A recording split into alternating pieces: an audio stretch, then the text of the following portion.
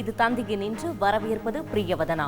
பெண்களுக்கு எதிரான குற்றங்களுக்கு தூக்கு தண்டனை காத்திருப்பதாக பிரதமர் மோடி எச்சரிக்கை. ஆளுநரின் தேநீர் விருந்தில் முதலமைச்சர் ஸ்டாலின் பங்கேற்பு என பரபரப்புகள் வரிசை கட்டிய நாள் இன்று. முதலில் ரீபோஸ்ட் மேட்ரஸஸ் வழங்கும் தலைப்புச் செய்திகளை பார்க்கலாம். 78வது சுதந்திர தினம் நாடு முழுவதும் இன்று உற்சாக கொண்டாட்டம். டெல்லி செங்கோட்டையில் தேசிய கொடியேற்றினார் பிரதமர் மோடி.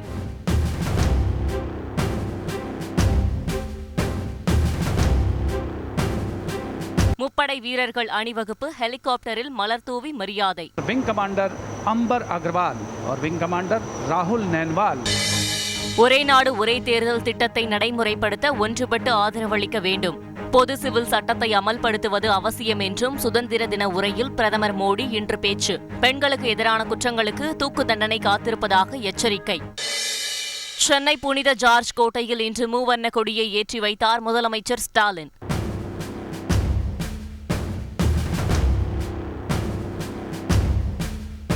பல்வேறு துறைகளில் சிறந்து விளங்கியவர்களுக்கு விருது வழங்கி கௌரவிப்பு. 2026 ஜனவரிக்குள் 75,000க்கும் மேற்பட்ட அரசு பணியிடங்கள் நிரப்பப்படும் என முதல்வர் உறுதி.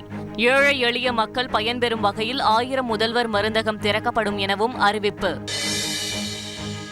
சுதந்திர தினத்தையொட்டி தமிழக ஆளுநர் RN ரவி வழங்கிய தேநீர் விருந்து. திமுக புறக்கணித்த நிலையில் அரசு சார்பில் முதலமைச்சர் ஸ்டாலின் உள்ளிட்டோர் பங்கேற்பு. ஆளுநருடன் கருத்து வேறுபாடு மட்டுமே, மோதல் போக்கு இல்லை என சபாநாயகர் அப்பாவு விளக்கம். தங்களை ஆதரித்தால் பட்டியலின சமுதாயத்தவரை முதலமைச்சர் ஆக்குவோம். பாமக தலைவர் அன்புமணி ராமதாஸ் உறுதி. சுதந்திர தினத்தையொட்டி அனைத்து ஊராட்சிகளிலும் இன்று கிராம சபை கூட்டம். கப்பலூர் சுங்கச்சாவடியை இடமாற்றம் செய்ய வலியுறுத்தி அதனை சுற்றியுள்ள பல்வேறு கிராமங்களில் தீர்மானம். பரந்தூர் விமான நிலையம் அமைக்க எதிர்ப்பு தெரிவித்து ஏகனாபுரத்தில் 8வது முறையாக தீர்மானம் நிறைவேற்றம். புதுக்கோட்டை அருகே சிசுவின் பாலினத்தை அறிந்து கருக்கலைப்பு செய்தபோது பெண் உயிரிழப்பு. தனியார் மருத்துவமனைக்கு சீல் வைக்க கோரி உறவினர்கள் இன்று சாலை மறியல் போராட்டம். ஒலிம்பிக் போட்டியில் பங்கேற்று நாடு திரும்பிய வீரர்கள் பிரதமர் மோடியுடன் இன்று சந்திப்பு. பதக்கங்களை காட்டி வாழ்த்து பெற்றனர். பாரிஸ் சென்ற ஒவ்வொரு இந்திய வீரரும் சாம்பியன் தான் என பிரதமர் பேச்சு.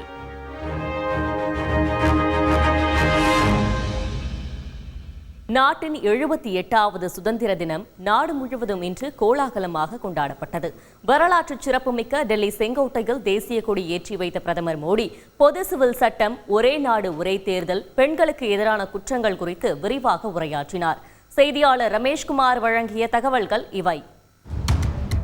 நாட்டின் 78வது சுதந்திர தினத்தையொட்டி இன்று காலை டெல்லி ராஜ்காட்டில் உள்ள மகாத்மா காந்தி நினைவிடம் மற்றும் தேசிய போர் வீரர்கள் நினைவிடத்தில் பிரதமர் மோடி மரியாதை செலுத்தினார்.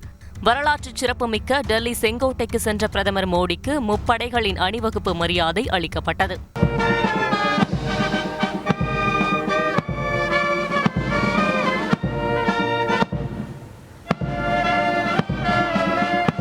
தொடர்ந்து செங்கோட்டை கொத்தளத்தில் 11வது முறையாக மூவர்ண கொடியை ஏற்றி வைத்து வீரவணக்கம் செலுத்தினார். ராகுல் நன்வால் புஷ்ப் வர்ஷா கர் ரஹே ஹை உபஸ்தித் ஜன் சமூஹ் பர். இந்த விழாவில் மத்திய அமைச்சர்கள், வெளிநாட்டு பிரதிநிதிகள், ஒலிம்பிக்கில் பங்கேற்ற இந்திய வீரர்கள், விவசாயிகள், பழங்குடியின மக்கள் என 6000த்திற்கும் மேற்பட்டோர் சிறப்பு விருந்தினர்களாக கலந்து கொண்டனர். செங்கோட்டை கொத்தளத்திலிருந்து நாட்டு மக்களுக்கு சுதந்திர தின உரையாற்றிய பிரதமர் மோடி பொது சிவில் சட்டம் மற்றும் ஒரே நாடு ஒரே தேர்தல் திட்டத்தை அமல்படுத்த அனைத்து கட்சிகளும் ஆதரவளிக்க வேண்டும் என கேட்டுக்கொண்டார். மேலும் புதிதாக 75,000 மருத்துவ இடங்கள் உருவாக்கப்படும் என உறுதியளித்த பிரதமர் மோடி ஊழல்வாதிகளுக்கு எதிரான நடவடிக்கை தொடரும் என திட்டவட்டமாக தெரிவித்தார். ஊழல் பல ஆண்டுகளாக இந்தியாவை ஆட்டிப்படைத்து வருகிறது. ஊழலுக்கு எதிரான போராட்டம் தொடரும். அதற்கு மிகப்பெரிய விலை கொடுக்க நேரிடும் என்பது எனக்கு நன்கு தெரியும். பெண்களுக்கு எதிரான குற்றங்கள் வேதனை அளிப்பதாக தெரிவித்த பிரதமர் மோடி குற்றவாளிகளுக்கு விரைவாக கடும் தண்டனை கிடைக்க வேண்டும் என வலியுறுத்தினார். பெண்களுக்கு எதிரான குற்றங்களை விரைவாக விசாரித்து குற்றவாளிகளுக்கு கடுமையான தண்டனை வழங்கப்பட வேண்டும்.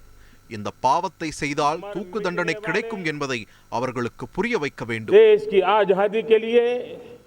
இந்தியாவிற்கு உள்நாட்டிலும் வெளிநாட்டிலும் சவால்கள் அதிகரித்து வருவதாக கவலையை பகிர்ந்து கொண்ட பிரதமர் மோடி 2047 வளர்ச்சியடைந்த பாரதத்தை அடைவோம் என நம்பிக்கை தெரிவித்துள்ளார். இதனிடையே சுதந்திர தின விழாவில் எதிர்க்கட்சித் தலைவர் ராகுல் காந்திக்கு பின் இருக்கையில் இடம் ஒதுக்கப்பட்டிருந்தது சர்ச்சையை ஏற்படுத்தியுள்ளது. செய்தியாளர் ரமேஷ்குமார் வழங்கும் கூடுதல் தகவல். ஊழல் மற்றும் குடும்ப அரசியல் குறித்து தன்னுடைய உரையில் கடுமையாக சாடிய பிரதமர் மோடி ஊழலுக்கு எதிரான தனது போர் தொடரும் எனவும் அதற்கு எத்தகைய விலை கொடுக்க வேண்டியிருந்தாலும் அதனை கொடுப்பதற்கு தான் தயாராக இருப்பதாகவும் தெரிவித்தார். பொது சிவில் சட்டத்தை நடைமுறைப்படுத்த வேண்டியது காலத்தின் கட்டாயம் எனவும் ஒரே நாடு ஒரே தேர்தல் திட்டத்தை நடைமுறைப்படுத்த கட்சிகள் ஆதரவளிக்க வேண்டும் எனவும் பிரதமர் மோடி பேசியிருப்பது அரசியல் அரங்கில் புதிய சர்ச்சைகளுக்கும் விவாதங்களுக்கும் வித்திட்டுள்ளது. பிரியா, விவரங்களுக்கு நன்றி ரமேஷ். சென்னை ஜார்ஜ் கோட்டையில் நடைபெற்ற சுதந்திர தின விழாவில் தேசிய கொடியை ஏற்றி வைத்து உரையாற்றிய முதலமைச்சர் ஸ்டாலின் முதல்வர் மருந்தகம் உள்ளிட்ட பல்வேறு புதிய அறிவிப்புகளை வெளியிட்டார். தகவல்களை விவரிக்கின்றனர் செய்தியாளர்கள் பாஸ்கரன் மற்றும் பிரகாஷ். தமிழக அரசு சார்பில் 78வது சுதந்திர தின விழா சென்னை புனித ஜார்ஜ் கோட்டையில் இன்று கோலாகலமாக நடைபெற்றது. மோட்டார் சைக்கிள்களில் வீரர்கள் புடைசூழ ஜார்ஜ் கோட்டைக்கு முதலமைச்சர் ஸ்டாலின் வருகை தந்தார்.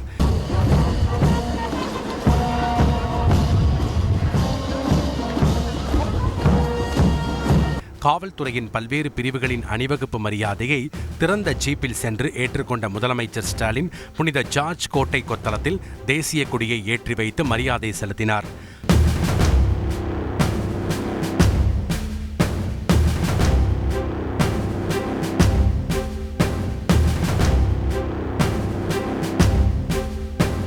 தொடர்ந்து சுதந்திர தின உரையாற்றிய முதலமைச்சர் ஸ்டாலின் ஏழை எளிய நடுத்தர மக்கள் பயன்பெறும் வகையில் தமிழகம் முழுவதும் 1000 முதல்வர் மருந்தகம் திறக்கப்படும் என அறிவித்தார்.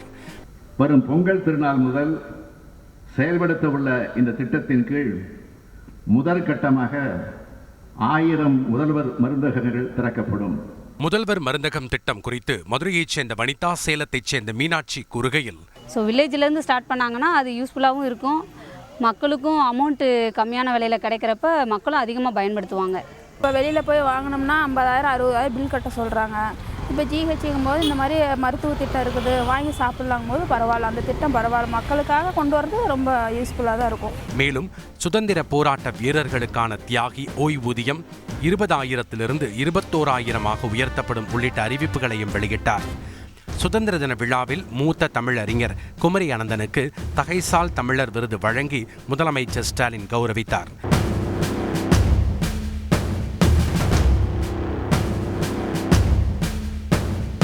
இதேபோல் சந்திரயான் 3 திட்ட இயக்குனர் வீரமுத்துவேலுவுக்கு அப்துல் கலாம் விருதும், வயநாடு நிலச்சரிவில் பாதிக்கப்பட்ட மக்களுக்கு உயிரை பணயம் வைத்து சிகிச்சை அளித்த கூடலூரைச் சேர்ந்த செவிலியர் சபீனாவுக்கு கல்பனா சாவ்லா விருதும் வழங்கி முதலமைச்சர் ஸ்டாலின் பாராட்டினார்.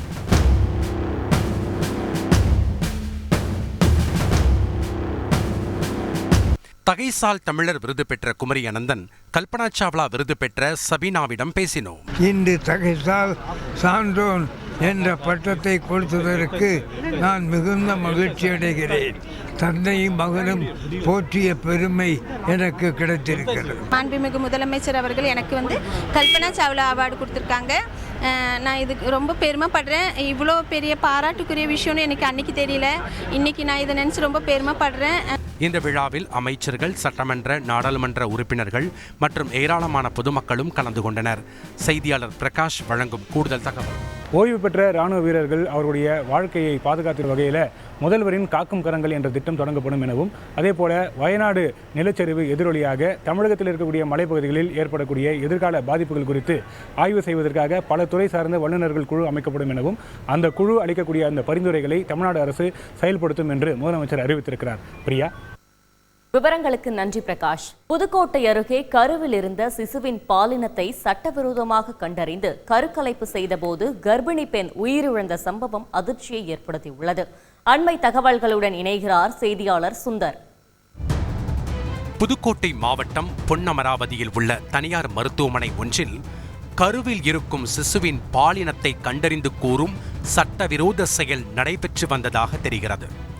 மஞ்சு விடுதி பகுதியைச் சேர்ந்த கலைமணி என்கிற பெண்ணுக்கு ஏற்கனவே 2 குழந்தைகள் உள்ள நிலையில் 3ஆவதாக உருவான கருவில் இருக்கும் சிசுவின் பாலினத்தை அறிய அந்த மருத்துவமனையை நாடி உள்ளனர். கருவில் இருப்பது பெண் சிசு என கண்டறிந்து கூறியதோடு கருக்கலைப்பு செய்ய வேண்டும் என்றால் கூடுதலாக 10,000 ரூபாய் மட்டும் செலுத்தினால் போதும், பிறகு வந்தால் அதிக தொகை செலுத்த வேண்டியதிருக்கும் எனவும் மருத்துவமனை தரப்பில் தெரிவித்துள்ளனர். கணவர் வேலைக்காக வெளியூர் சென்றதால் முதலில் தயங்கிய கலைமணி பின்னர் கருக்கலைப்பு செய்து கொள்ள ஒப்புக்கொண்டுள்ளார். இந்நிலையில் கருக்கலைப்பு செய்தபோது கலைமணி இன்று உயிரிழந்தது அதிர்ச்சியை ஏற்படுத்தியுள்ளது. இதனையடுத்து கலைமணியின் உயிரிழப்புக்கு காரணமான மருத்துவரை கைது செய்ய வேண்டும் என கூறியும் மருத்துவமனைக்கு சீல் வைக்க கோரியும் அவரது உறவினர்கள் சாலை மறியலில் ஈடுபட்டனர். இதுகுறித்து கலைமணியின் தாயார் தவமணி கூறுகையில், டாக்டர் வரல சார், டாக்டர் வரல. டாக்டர் வந்து என் பொண்ணுக்கு ட்ரீட்மெண்ட்டா எடுத்திருந்தா என் பொண்ணு இப்படி ஆயிருக்காது. அவர் சொன்னார், என்னை அழைச்சி சக்கரை பிரதர் கூட இருக்கு, அது என்னென்ன நடந்துச்சு என்னன்னு என்ன கேட்டால் எனக்கு என்ன தெரியும். 2ஆம் நேரத்தில் போனவளுக்கு அவங்க தானே சார் ட்ரீட்மெண்ட் எடுக்கணும். பார்க்கவே இல்லை, டாக்டர் வரல. பிரேத பரிசோதனை அறிக்கையின் அடிப்படையில் மருத்துவமனை மீது உரிய நடவடிக்கை எடுக்கப்படும் என அதிகாரிகள் மற்றும் காவல்துறையினர் உறுதியளித்ததை அடுத்து சாலை மறியல் போராட்டம் கைவிடப்பட்டது. சுந்தர், உயிரிழந்த பெண்ணின் உடல் உறவினர்களிடம் ஒப்படைக்கப்பட்டதா? மருத்துவமனை மீது என்ன நடவடிக்கை எடுக்கப்பட்டிருக்கிறது? விவரங்கள். இறந்த கலைமணியின் உடல் தற்போது புதுக்கோட்டை அரசு மருத்துவக் கல்லூரி மருத்துவமனையில் வைக்கப்பட்டுள்ளது. பேச்சுவார்த்தையில் நாளை அந்த சம்பந்தப்பட்ட மருத்துவமனைக்கு விசாரணை மேற்கொண்டு அதன் அடிப்படையில் நடவடிக்கை எடுக்கப்படும் என்று சுகாதாரத்துறை அதிகாரிகள் மற்றும் காவல்துறையினர், அரசு அலுவலர்கள் ஆகியோர் உறுதியளித்ததன் பேரில் தற்போது சாலை மறியல் போராட்டமானது கைவிடப்பட்டுள்ளது. இருப்பினும் நாளைக்கு அந்த விசாரணை முடிந்த பிறகு என்ன நடவடிக்கை எடுக்கிறார்கள் என்பதை பொறுத்தே அந்த பெண்ணின் உடல் வாங்கப்படும் என்று தற்போது உறவினர்கள் தெரிவித்துள்ளனர். பிரியா. தேசிய மகளிர் ஆணைய உறுப்பினர் பதவியை நேற்று திடீரென ராஜினாமா செய்த நடிகை குஷ்பு தீவிர அரசியலில் ஈடுபட போவதாக அறிவித்திருப்பது தமிழக அரசியல் வட்டாரத்தில் கவனம் பெற்றுள்ளது. இதன் பின்னணி குறித்து விவரிக்கிறது பின்வரும் தொகுப்பு. 90களில் தமிழ் சினிமாவில் முன்னணி நடிகையாக கொடிகட்டி பறந்தவர் நடிகை குஷ்பு. அதன் பிறகு சின்னத்திரை நிகழ்ச்சிகள் மற்றும் திரைப்பட தயாரிப்பில் தீவிரமாக இயங்கி வந்த அவர் அரசியல் ஈடுபாடு காரணமாக கடந்த 2010 அப்போதைய முதலமைச்சர் கருணாநிதி முன்னிலையில் திமுகவில் இணைந்தார். சுமார் 4 ஆண்டுகள் திமுகவில் பயணித்த குஷ்பு 2014 ஜூனில் அக்கட்சியில் இருந்து விலகி அடுத்த சில மாதங்களில் சோனியா, ராகுல் முன்னிலையில் காங்கிரஸில் சேர்ந்தார். காங்கிரஸ் கட்சியின் தேசிய செய்தி தொடர்பாளராக செயல்பட்ட குஷ்பு பாஜக மற்றும் பிரதமர் மோடியின் கொள்கைகளை மிக தீவிரமாக விமர்சித்து வந்தார். ஆனால் காங்கிரஸில் நிலவிய உட்கட்சி பிரச்சனை காரணமாக கடந்த 2020ஆம் ஆண்டு பாஜகவிற்கு தாவிய அவர் 2021 சட்டமன்ற தேர்தலில் சென்னை 1000 விளக்கு தொகுதியில் பாஜக சார்பில் போட்டியிட்டு தோல்வியடைந்தார். இந்நிலையில் தேசிய மகளிர் ஆணையத்தின் உறுப்பினராக செயல்பட்டு வந்த குஷ்பு நேற்று தனது பதவியை திடீரென ராஜினாமா செய்தது அரசியல் வட்டாரத்தில் பெரும் பரபரப்பை ஏற்படுத்தியது. மகளிர் ஆணைய பொறுப்பில் இருந்து கொண்டு தன்னால் முழு நேர அரசியலில் ஈடுபட முடியவில்லை என்பதாலேயே ராஜினாமா செய்ததாக இன்று அவர் விளக்கமளித்தார். என்னுடைய மனசு, என்னுடைய கவனம் ஃபுல்லாகவே அரசியல் தான் இருக்குது. அப்படி இருக்கும்போது நான் இங்கே காரியகர்த்தாக, பாஜகவோட காரியகர்த்தாக வேலையை செஞ்சால் தான், பணியாற்றுறதான் எனக்கு முழு திருப்தியாக இருக்குது. எப்போவுமே ஒரு பேரம் பேசிட்டு நான் வாழ்க்கையில் நடக்கிறது கிடையாது. நான் கட்சிக்காக பணியாற்றும், அது மட்டும்தான். இப்போ கொஞ்சம் ஃப்ரீயாக இருக்கேன். ஸோ இப்போ முழு மனசோட கட்சி சார்பாக எங்கெல்லாம் குரல் கொடுக்கணும், எந்த இடத்துக்கு போகணும், அது எல்லாமே கட்சி சார்பாக நான் இனிமேல் இறங்க போகிறேன். மேலும் தான் தீவிர அரசியலில் ஈடுபட போவதால் திமுகவிற்கு பயம் வந்துள்ளதாகவும் குஷ்பு விமர்சித்தார். கட்சி சார்பாக பேச முடியாத அளவுக்கு நான் இவ்வளோ சொல்லியிருக்கேன். இப்போ கட்சி சார்பாக பேசும்போது எவ்வளோ பேசுவேன். அந்த பயம் கொஞ்சம் நல்லது, அந்த பயம் இருக்கட்டும். என் பேர் பார்த்தாலே கொஞ்சம் நடுங்குறாங்கல்ல, அந்த பயம் நல்லது அவங்களுக்கு. தமிழக பாஜக தலைவர் அண்ணாமலை சர்வதேச அரசியல் படிப்புக்காக வரும் 28ஆம் தேதி 3 மாத பயணமாக லண்டன் செல்லும் நிலையில் குஷ்பு தீவிர அரசியலில் ஈடுபட போவதாக அறிவித்திருப்பது தமிழக பாஜக வட்டாரத்தில் கவனம் பெற்றுள்ளது. சுதந்திர தினத்தை ஒட்டி தமிழக ஆளுநர் இன்று வழங்கிய தேநீர் விருந்தில் தமிழக அரசு சார்பில் முதலமைச்சர் ஸ்டாலின் உள்ளிட்டோர் பங்கேற்றனர்.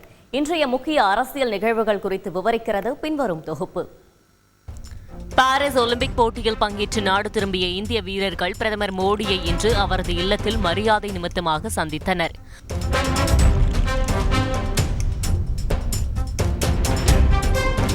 அப்போது பேசிய பிரதமர் மோடி, பாரிஸ் சென்ற ஒவ்வொரு இந்திய வீரரும் சாம்பியன் தான் என தெரிவித்தார். சுதந்திர தினத்தையொட்டி தமிழக ஆளுநர் இன்று வழங்கிய தேநீர் விருந்தை திமுக புறக்கணிப்பதாக அறிவித்த நிலையில் தமிழக அரசு சார்பில் முதலமைச்சர் ஸ்டாலின், அமைச்சர் துரைமுருகன் உள்ளிட்டோர் பங்கேற்றனர். நாம் இன்று சுதந்திர காற்றை சுவாசிக்க பாரத தேசம் முழுவதும் ஆளுநருடன் கருத்து வேறுபாடு மட்டுமே இருப்பதாகவும் மோதல் போக்கு இல்லை என்பதால் தான் முதலமைச்சர் தேநீர் விருந்தில் கலந்து கொண்டார் எனவும் சபாநாயகர் அப்பாவு விளக்கம் அளித்துள்ளார். ஒரு ஆட்சியில் இருக்கிறவங்க ஆளுநர் அங்கிற ஒரு டெக்கோரம் அந்த அமைப்பு அது இருக்கணும். நம்ம எல்லாரும் அது மோதல் போக்கை உருவாக்கணுங்கிற நோக்கம் இல்லை. அதில் தமிழ்நாட்டில் உள்ள அனைத்து பட்டியலின சமுதாய மக்களும் தங்களை ஆதரித்தால் பட்டியலின சமுதாயத்தவரை முதலமைச்சர் ஆக்குவோம் என பாமக தலைவர் அன்புமணி ராமதாஸ் உறுதி அளித்துள்ளார். ஒட்டுமொத்த பட்டியலின சமுதாயம், ஒடுக்கப்பட்ட சமுதாயம் எங்களுக்கு ஆதரவு கொடுத்தா நிச்சயமா நாங்கள் ஒரு தலித் சமுதாயத்தை சார்ந்தவர் முதலமைச்சராக நாங்கள் ஆக்குவோம். சுதந்திர தினத்தை ஒட்டி அனைத்து ஊராட்சிகளிலும் இன்று கிராம சபை கூட்டம் நடைபெற்றது. மதுரை அருகே உள்ள கப்பலூர் சுங்கச்சாவடியை இடமாற்றம் செய்ய வலியுறுத்தி சுங்கச்சாவடியை சுற்றியுள்ள அனைத்து ஊராட்சிகளிலும் இன்று தீர்மானம் நிறைவேற்றப்பட்டது. பரந்தூர் பசுமை வெளி விமான நிலையம் அமைக்க எதிர்ப்பு தெரிவித்து ஏகனாபுரம் கிராம சபை கூட்டத்தில் இன்று 8வது முறையாக தீர்மானம் நிறைவேற்றப்பட்டது. இதுகுறித்து பரந்தூர் கிராமத்தைச் சேர்ந்த வண்டேரி ரமணி கூறுகையில், இன்னைக்கோட 752 நாளா நாங்க போறோம். எதனா ஒரு நல்ல இது சொல்றீங்களா? எங்களுக்கு இதே ஒரு மனநோவா ஆயிடுச்சு. எங்களுக்கு ரொம்ப இப்ப கஷ்டமா இருக்குது. நாங்க எங்க போய் ஒரு குடியிருக்கத்தே காலி பண்ணா நாங்க எங்க போய் குடியிருப்போம்? பெருசுல 20 மூட்டை நெல் எடுத்துவேன், மிஷின்ல போடுறோம், பட்டணம் போடுறோம், குத்துறோம். அரிசி இல்லைன்னு எங்களுக்கு அந்த கவலையே கிடையாது. பசி இல்லாத சாப்பாடு தான் சாப்பிட்டு இருக்கிறோம். இதே மாரி வாழ்க்கை எங்களுக்கு எங்கன்னா போனா கிடைக்குமா? எங்களுக்கு இந்த வயசுல போய் நான் எங்க போய் வேலை செய்வேன்? இந்த ஊடு விட்டுட்டு எங்களால போய் வீடு கட்ட முடியாதுமா? ஒரு கல் வாங்க முடியுமா? ஒரு மண் வாங்க முடியுமா? ஒரு நான் வாங்க முடியும்? நாங்க போய் வீடு கட்டி நாங்க எப்படி போய் பாய்ப்போம்? ஒன்றும் நாங்க இங்கேயே செத்து போறோம். வச்சுட்டு ஏர்போர்ட் வரட்டும். செய்தியாளர் தனராஜ் வழங்கும் கூடுதல் தகவல். பரந்தூர் பசுமை விமான நிலையம் அமைக்கக்கூடாது என்று வலியுறுத்தி ஏகனாபுரம் கிராம மக்கள் தொடர்ந்து இந்த தீர்மானத்தை நிறைவேற்றியிருக்கிறார்கள். மேலும் தங்களுடைய கிராமத்துக்கு அடிப்படை வசதிகளை செய்து கொடுக்காத தமிழக அரசை கண்டித்தும் இந்த தீர்மானத்தை நிறைவேற்றியிருக்கிறார்கள். பிரியா, விவரங்களுக்கு நன்றி தனராஜ். ஆப்பிரிக்காவின் பல நாடுகளில் மங்கி பாக்ஸ் எனப்படும் குரங்கம்மை தொற்று வேகமாக பரவி வருவதால் சர்வதேச சுகாதார அவசர நிலையை உலக சுகாதார நிறுவனம் அறிவித்துள்ளது. இந்த தொற்று இந்தியாவில் பாதிப்பை ஏற்படுத்துமா என்பது குறித்து மருத்துவ நிபுணருடன் சிறப்பு செய்தியாளர் ரஞ்சித் நடத்திய நேர்காணலை இந்த தொகுப்பில் பார்க்கலாம். 2019ஆம் ஆண்டு சீனாவில் தொடங்கி உலகத்தையே புரட்டி போட்ட கொரோனா வைரஸ் பெருந்தொற்று கடந்த 2 ஆண்டுகளாகத்தான் சற்று ஓய்ந்திருக்கிறது. இனி வரும் காலங்களில் கொரோனாவை விட மோசமான பெருந்தொற்று 30 வகை வைரஸ்களால் ஏற்படலாம் என அண்மையில் உலக சுகாதார நிறுவனம் வெளியிட்டிருந்த வைரஸ்களின் பட்டியலில் மங்கி பாக்ஸ் வைரஸும் இடம்பெற்றிருந்தது. இந்த நிலையில் ஆப்பிரிக்காவில் மிக வேகமாக பரவி வரும் மங்கி பாக்ஸ் என்று அழைக்கப்படும் குரங்கம்மை நோயை சர்வதேச சுகாதார நெருக்கடியாக உலக சுகாதார நிறுவனம் அறிவித்திருப்பது மீண்டும் அச்சத்தை ஏற்படுத்தியுள்ளது. 1958ஆம் ஆண்டு ஆப்பிரிக்காவில் குரங்குகளிடம் கண்டறியப்பட்ட இந்த வைரஸ் 1970களில் காங்கோ நாட்டில் முதல் முறையாக மனிதனுக்கு பரவியது. குரங்கம்மையால் பாதிக்கப்பட்டவருடன் நெருங்கி பழகுதல், குறிப்பாக உடல் உறவு கொள்ளுதல், தோளோடு தோல் உரசுதல் அல்லது நெருக்கமாக பேசுதல் போன்றவற்றின் மூலம் பரவும் தன்மை கொண்டது. இந்த கொடிய நோய் தொற்று முதலில் தலைவலி, முதுகுவலியுடன் காய்ச்சலை உண்டாக்கி பின்னர் உடல் முழுவதும் மிக கடுமையான கொப்புளங்களை ஏற்படுத்துகிறது. நோய் தீவிரமடையும் போது வாய், கண்கள், பிறப்புறுப்புகளை பாதிக்கும் என மருத்துவர்கள் எச்சரிக்கை விடுக்கின்றனர். ஏற்கனவே இருந்த வைரஸ் வேரியன்ட் நோய் தாக்கிய 100ல் 4 பேரை கொல்லும் என்று ஆய்வாளர்கள் மதிப்பிட்ட நிலையில் தற்போது மத்திய மற்றும் கிழக்கு ஆப்பிரிக்க நாடுகளில் பரவி வரும் உருமாற்றமடைந்த மிக ஆபத்தான கிளேட் 1 வேரியன்ட் 10% வரை உயிரிழப்பை ஏற்படுத்தக்கூடியது என உலக சுகாதார நிறுவனம் கவலை தெரிவித்துள்ளது. காங்கோ உள்ளிட்ட ஆப்பிரிக்க நாடுகளில் இந்த ஆண்டு இதுவரை 17,000 பேருக்கு குரங்கம்மை பாதித்த நிலையில் அவர்களில் 517 பேர் உயிரிழந்திருப்பதாக அதிர்ச்சி தகவலும் வெளியாகியுள்ளது. சென்னை வேல்ஸ் மருத்துவக் கல்லூரி மருத்துவமனையின் சமூக மருத்துவத்துறை உதவி பேராசிரியர் ஜெயநந்தினியிடம் பேசினோம். ஓரினச் சேர்க்கையில் ஈடுபடக்கூடிய ஆண்களிடையே அதிகம் பரவுவதா புள்ளி விவரங்கள் சொல்லுது. இதுக்கான காரணம் என்ன? Most of the time cases யார்ல அதிகமா இருக்குன்னு பார்த்தா இந்த ஹோமோசெக்சுவல் இண்டிவிஜுவல்ஸ், இந்த கே இல்லைன்னா நிறைய மல்டிபிள் பார்ட்னர்ஸோட செக்ஷுவல் கான்டாக்ட் இருக்கவங்களுக்கு தான் இது அதிகமா பரவுதுங்கிறதுனால அது ரிப்போர்ட் ஆன விதத்துல 99% வரையும் சிடிசி படி மென்னுக்கு தான் வந்திருக்கு, 1% தான் விமெனுக்கு வந்திருக்குங்கிற ஒரு சைட்ல ஒரு ஆர்டிக்கல் இருக்கு. ஆனா பலதரப்பட்ட ரிசர்ச்ல இது விமனுக்கும் ஈக்குவலா வருது அப்படிங்கிற மாதிரியும் சொல்லியிருக்காங்க. ஸோ இது பர்டிகுலரா அவங்களுக்கு மட்டும்தான் வரும், அந்த செமினல் ஃப்ளூயிட் மட்டும்தான் அஃபெக்ட் ஆகும் அப்படிங்கிறது கிடையாது. ஏற்கனவே இருக்கக்கூடிய தடுப்பூசியை யாரெல்லாம் போட்டுக்கலாம், யாரெல்லாம் ரொம்பவே ஜாக்கிரதையா இருக்கணும்? தடுப்பூசி எந்த ஏரியால அந்த கேசஸ் அதிகமா இருக்கோ அவங்க மட்டும் போட்டா போதும். இல்லைன்னா யாராவது எம்பாக்ஸ்னால அதான் மங்கி பாக்ஸ்னால அஃபெக்ட் ஆயிருக்காங்க ஒரு ஃபேமிலிலன்னா அவங்க போட்டுக்கலாம். இல்ல ஹெல்த் கேர் ஒர்க்கர்ஸ் யாரையாவது டீல் பண்றாங்க மங்கி பாக்ஸோட அப்படின்னா அவங்க போட்டுக்கலாம். மற்றபடி எல்லாரும் போட்டுக்கணுங்கிற அவசியம் கிடையாது. முக்கியமா ஆப்பிரிக்கன் கண்ட்ரீஸ்க்கு போயிட்டு வராங்கன்னா அவங்க வந்து கண்டிப்பா பயப்பட வேண்டிய அவசியம் இருக்கு. அவங்க அந்த தடுப்பூசி போட்டுக்கணுங்கிற அவசியம் இருக்கு. ஏன்னா அந்த கண்ட்ரில வந்து அது அதிகமா ஸ்ப்ரெட் ஆகுதுன்றதுனால. ஆப்பிரிக்காவில் குரங்குகள் கிட்ட இருந்து தான் இது மனுஷனுக்கு தொற்று இருக்கு. அதனால குரங்குகளிடம் ஜாக்கிரதையா இருக்கணுமா? இங்க வந்து இது வரையும் குரங்குல இருந்து மனுஷனுக்கு வந்திருக்குங்கிற ரிப்போர்ட்டே கிடையாது. ஹெச்ஐவிக்கே ஒரு வரலாறு உண்டு. என்ன வரலாறுனா, ஒரு குரங்கு கூட ஒரு மனுஷன் வந்து செக்ஸ் வச்சு அதுல இருந்து வந்த வைரஸ் தான் ஹெச்ஐவி அப்படிங்கிற ஒரு இது வரலாறு உண்டு. அந்த மாதிரி இதுல எந்த வரலாறும் நம்ம இந்தியால வந்து அந்த மங்கில இருந்து இந்த மங்கில இருந்து வந்துச்சுங்கிற வரலாறு இல்ல. அதனால இப்ப வரையும் நம்ம அதை வச்சு நம்ம பேஸ் பண்ணி எதையுமே பேசவே முடியாது. இப்ப வரையும் ரிப்போர்ட் ஆயிருக்கு 27 கேஸ்லயுமே வந்து நான் சொன்ன மாதிரி 3/4 பேர் வந்து வெளிநாட்டுல இருந்து வந்தவங்க தான். அதுவும் அந்த 21 டேஸ்க்கு முன்னாடி டிராவல் ஹிஸ்டரி இருந்திருக்கு. அவங்க வந்து மிச்ச பேருக்கு வந்து கான்டாக்ட் ஆகி அவங்க வந்து ஸ்ப்ரெட் பண்ணியிருந்ததா உண்டே தவிர்த்து இவங்க டைரக்டா ஒரு மங்கில இருந்து வந்திருக்கு அப்படிங்கிறது கிடையாது. இந்தியாவில் தற்போது குரங்கம்மை பரவல் கட்டுக்குள் இருப்பதாக சுகாதாரத்துறை தெரிவித்துள்ளது. இருப்பினும் உலக சுகாதார நிறுவனத்தின் எச்சரிக்கையை அடுத்து நோய் தடுப்பு நடவடிக்கை தொடர்பான வழிகாட்டு நெறிமுறைகள் விரைவில் வெளியாகும் என எதிர்பார்க்கப்படுகிறது. கடலூர் அருகே ஹாரன் அடித்து தொல்லை செய்த தனியார் பேருந்து ஓட்டுநரிடம் வாக்குவாதம் செய்த விவகாரத்தில் இயக்குனர் சேரன் மீது நடவடிக்கை எடுக்க வேண்டும் என தனியார் பேருந்து உரிமையாளர் சங்கம் போலீசில் புகார் அளித்துள்ளது. இயக்குனரும் நடிகருமான சேரன் தனது காரில் புதுச்சேரியில் இருந்து கடலூர் சென்று கொண்டிருந்த போது அவருக்கு பின்னால் வந்த தனியார் பேருந்தை இயக்கிய ஓட்டுநர் வழிவிடக் கோரி தொடர்ந்து ஹாரன் அடித்துக் கொண்டே வந்தார். இதனால் ஆத்திரமடைந்த இயக்குனர் சேரன் பெரிய கங்கனாங்குப்பம் என்ற இடத்தில் தனது காரை நடு ரோட்டில் நிறுத்திவிட்டு இறங்கி வந்து தனியார் பேருந்து ஓட்டுநரிடம் வாக்குவாதத்தில் ஈடுபட்டார்.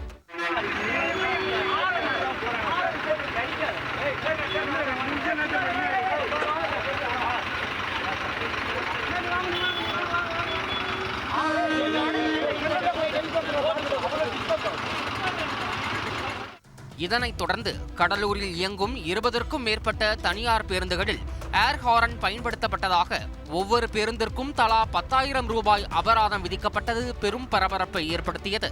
இந்நிலையில் இயக்குனர் சேரன் மீது தனியார் பேருந்து உரிமையாளர் சங்கம் கடலூர் காவல்துறையிடம் புகார் அளித்துள்ளது. பயணிகளுடன் வந்த பேருந்தை இயக்குனர் சேரன் நடு வழியில் நிறுத்தி வாக்குவாதத்தில் ஈடுபட்டது தவறு என்றும் சட்டத்தை கையில் எடுத்துக்கொண்ட அவர் மீது நடவடிக்கை எடுக்க வேண்டும் எனவும் புகாரில் குறிப்பிடப்பட்டுள்ளது. பேருந்துகள் மீது அபராதம் விதிப்பதை காவல்துறையினர் நிறுத்த வேண்டும் எனவும் கோரிக்கை விடுக்கப்பட்டுள்ளது. இதுகுறித்து தனியார் பேருந்து தொழிலாளர் நல சங்கத்தைச் சேர்ந்த குரு ராமலிங்கம் கூறுகையில், அவர் ஓட்டிட்டு வந்த வண்டியில் ஒரு 2 வீலரோ ஏதோ சைக்கிள்காரங்களோ போகிறாங்கன்னா அவர் ஹாரன் அடிப்பாரா, அடிக்க மாட்டாராம்.